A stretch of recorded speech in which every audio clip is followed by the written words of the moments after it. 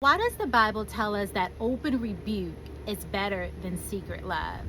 Well, let's talk about it. Open rebuke takes courage, right? It means that you have to say the hard things to your friend when you see them in error, but you do it because you love them and you don't want to see them go down a path of destruction. So you take them aside in private and you tell them the hard things to their face. That's real love, right? Better are the wounds of a friend than the kisses of an enemy. But that secret love that the Bible says, better open rebuke than secret love, that secret love, it talks to everybody else about the problem and the situation instead of bringing it to the person who needs to hear. That secret love removes itself, it distances itself instead of being courageous and going to who they call a friend and telling them the tough things they need to hear.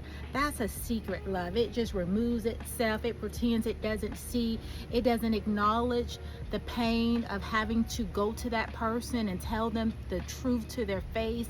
They'd rather cover it up. But again, better are the wounds of a friend than the kisses of an enemy. Let a righteous man strike me, for it will be like oil on my head. That's a real friend. We live in a day and age where people don't know what real friendship is. They talk about you behind your back.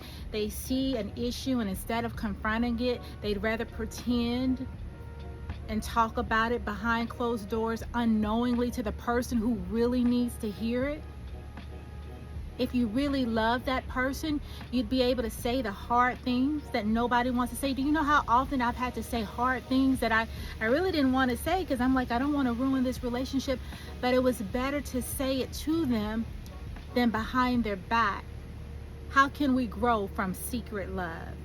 We can't, right? It just pushes us further apart. It just creates distance. So I just really wanted to reaffirm and talk about that.